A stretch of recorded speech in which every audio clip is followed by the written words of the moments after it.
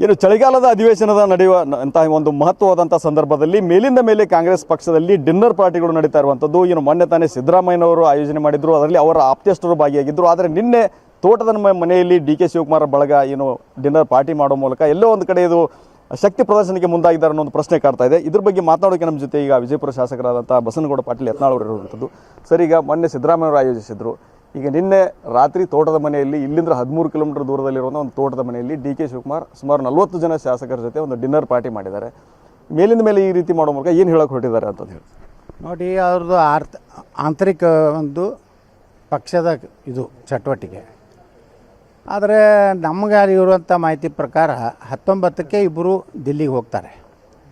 ಅಲ್ಲಿ ಏನಾಗ್ತದೆ ಗೊತ್ತಿಲ್ಲ. ಆದರೆ ಭಾಳ ಏನು ನಮ್ಮ ಡಿ.ಕೆ. ಶಿವಕುಮಾರ್ ಅವರು ಆದರೆ ಹೀಗೆ ಆಗಬೇಕು.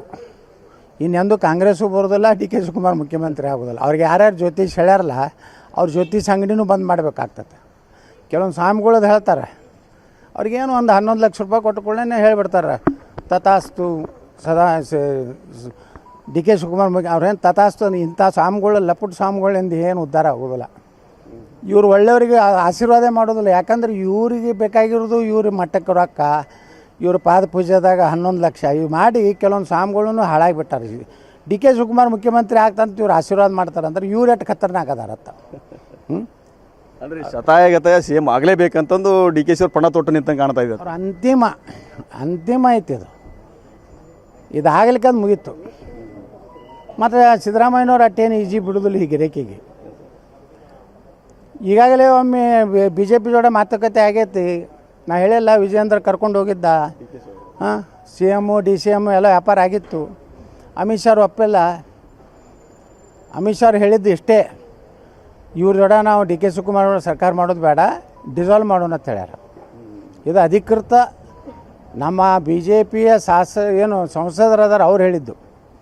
ಅಮಿತ್ ಶಾ ಅವ್ರ ಮುಂದೆ ಚರ್ಚೆ ಆಗಿದೆ, ಅಮಿತ್ ಶಾ ಒಪ್ಪಿಲ್ಲ.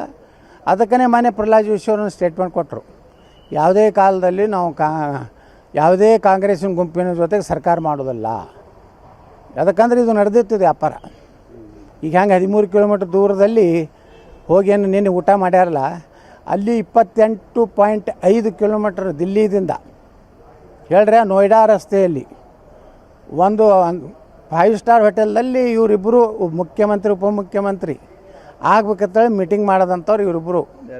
BJP ಅಧ್ಯಕ್ಷ, ಕಾಂಗ್ರೆಸ್ ಅಧ್ಯಕ್ಷ, ಮತ್ತೆ ಯಾರು ಇರ್ತಾರೆ. ನಡೆದದ ಅದು ಫೇಲ್ ಆಗೈತೆ. ಫೇಲ್ ಆಗಿದ್ದಕ್ಕೆ ಸುಮ್ಮ ಬಂದು ಕೂತಾರ. ಈಗ ಇಲ್ಲೇ ಏನಾರು ಮಾಡಿ ಆಗ್ಬೇಕಂತ ಅವ್ರು ಹತ್ತಾರ. ಅವ್ರು ಸಿದ್ದರಾಮಯ್ಯನವ್ರು ಅವ್ರ ಚಿರಂಜೀವನೇ ಹೇಳಿಬಿಟ್ಟಾರಲ್ಲ, ನಮ್ಮಪ್ಪ ಪೂರ್ತಿ ಮುಗಿಸ್ತಾನಂತೇಳಿ.